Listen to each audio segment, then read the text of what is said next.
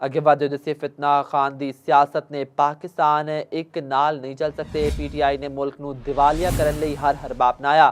وزیر اطلاعات پنجاب عظمت بخاری نے میڈیا نال گل کردے ہوئے آکھیا کہ بانی پی ٹی آئی دیاں بھیناں خاص ایجنڈے اتے نے، اے جا کر انڈیا میڈیا اتے بہ جاندیاں نے۔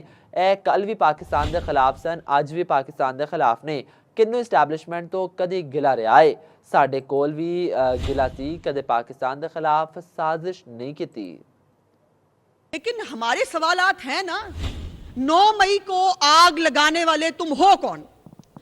شہداء کی جو یادگاریں ہیں ان کو جلانے والے تم ہو کون؟